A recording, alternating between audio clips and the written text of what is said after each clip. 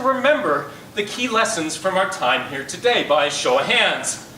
Thank you. Now, this is 100% participation. This is I'm barely here.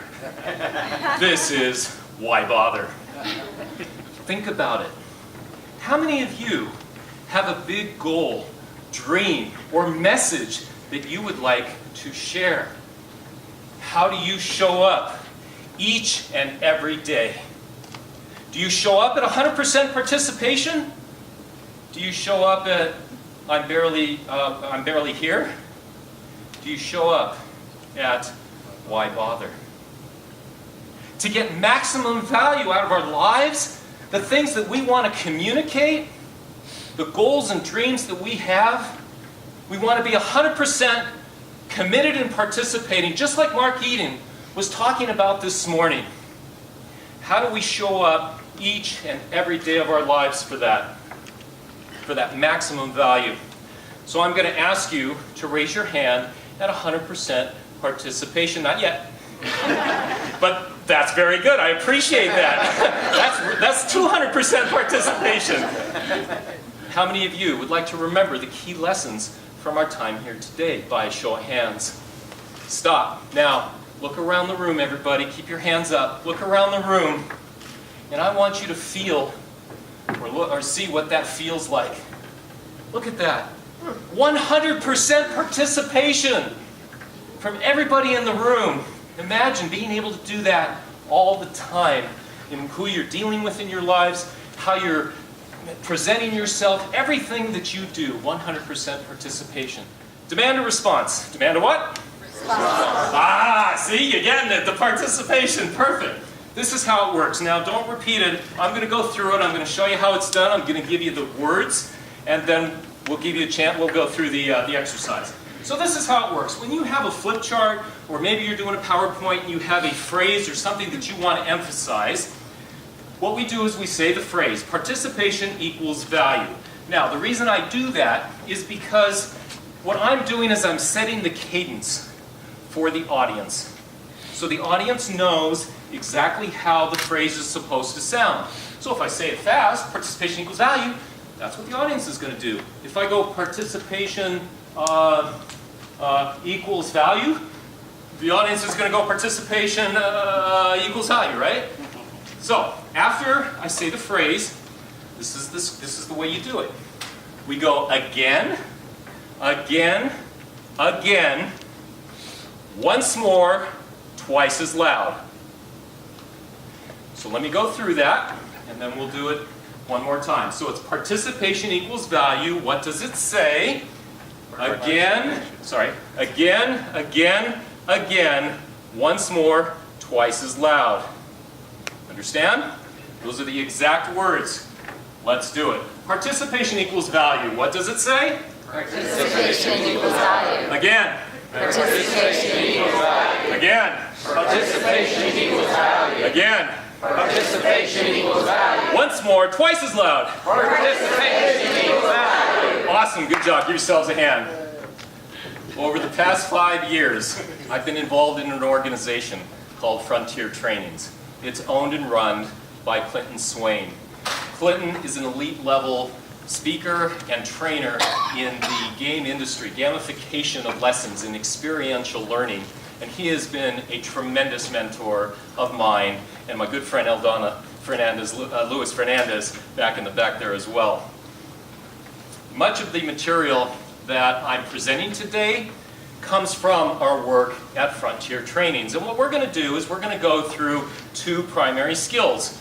Skill number 1 is going to be full body communication, and skill number 2 is going to be stage anchoring. And you guys are going to get an opportunity to participate in doing some of those skills. Oh boy, it's going to be fun. So let's start with full body communication. Why do we use full body communication? More interesting to the audience. More interesting to the audience. What else? In what way? How more interesting? People follow something that's moving. Ooh, people follow something that's moving. Outstanding. Yes? 97% of communication is not spoken. Ooh, I will get into that. Outstanding. Yes, 97% of communication. Yes, sir. Connection to the audience. Connection to the audience. Yes, what else? You may look pretty small from the back. You need big gestures. Oh, I love that. I love that. And we're going to talk about that as well. So one of the things we do is we train to a 1,000-person audience. So when you're doing this, now, obviously if I'm talking one-on-one to a person, that looks ridiculous. You know, I would never do that. But in front of a big audience, when your hand is going up high, to the people in the back of the room, they can barely see you. It's like a normal hand raise. So the big motions that help accomplish that. Just real quickly, the reason I write or print in big printed letters is so that the audience can see from the back of the room. If I'm writing in script or I'm writing in small case letters, people in the back of the room can't see it. In the 1960s, a psychologist by the name of Albert Mehrabian did a study on preferences in communication. Now the study was a bit skewed because it was a small sample and it also included women only. There were no men included in the study. And what he concluded from this study is that only 7% of people liked voice alone. It's no wonder attorneys are so boring. 38% of communication, they expressed a preference for nonverbal. Nonverbal communication. Pardon me. 38% was tonality. 38% was tonality. In Toastmasters, we do an exercise on tonality, vocal variety, right?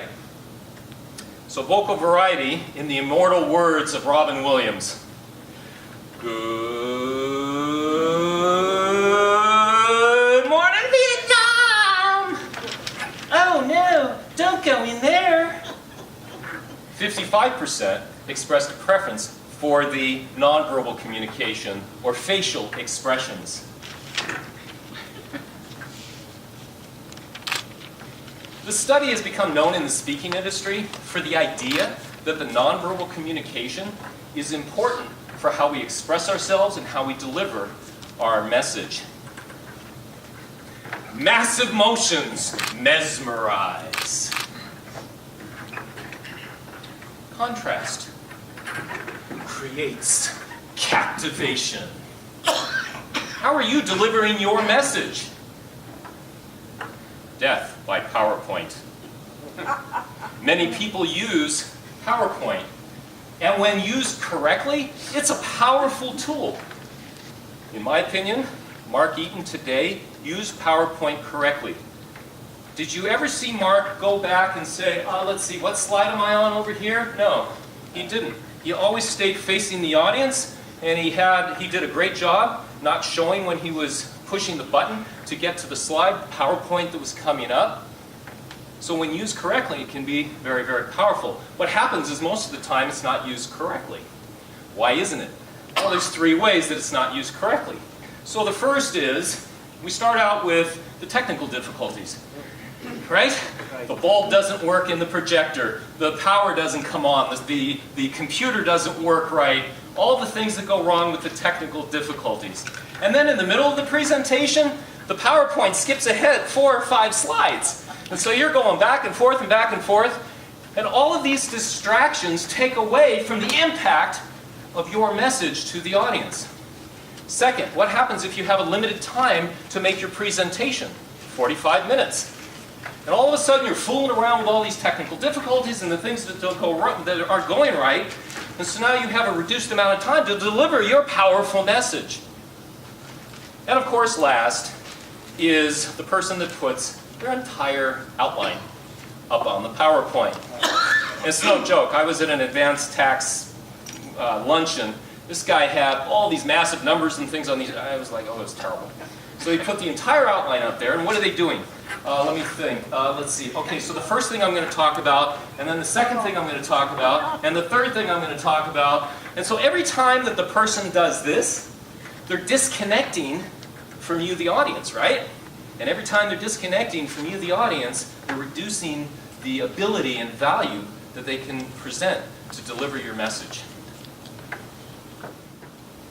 So another benefit of full body communication is that we get an opportunity to slow down time. Kristen, you were just talking about this, weren't you? When we're using the motion of full body communication, the audience needs time to be able to absorb the information. And in that time that they're absorbing the information, you get an opportunity to think about what you want to say next. The last part about full body communication is the rock star space. Rock stars, they play big, they play bold, they play outrageous, don't they? Rock stars don't come in and say, "Yes, I'm a great rock star." No, they play big and Freddie Mercury, big and bold, up here. They play in the space above our heads because most of the time, most people don't get their hands above their shoulders. I know you're smiling because you're going to take this and you're going to go big and bold and outrageous the next time, aren't you, when you got your hand up? Because I know, you're laughing, I'm loving it. Because I can see it's just totally clicking with you. You're going, yeah, I'm playing here. Let's play up here in the rock star space. Look, we have an incredible virtual space here.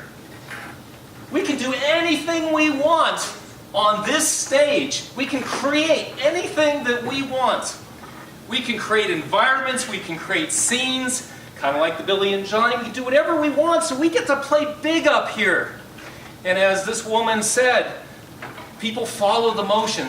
They get into that motion. So, what we're going to do is a little exercise. You're going to get a chance to work on a little bit of this stage anchoring. So the way this is going to work is you're going to introduce yourself, and I think the best way to do it is to have everybody go behind the chairs, and so you can get in groups of maybe 3 or 4, whatever it is. We'll just take about 2-3 minutes just to do it real quickly, but this is the exercise. Good morning, everyone. My name is Rich. I am committed to your success. Now, I know you think that that looks easy. And yeah, for those that have trained it, it looks easy. I'll do it again. Good morning, everyone. My name is Rich. I am committed to your success. Can I get a victim? I mean a guinea pig. I mean a volunteer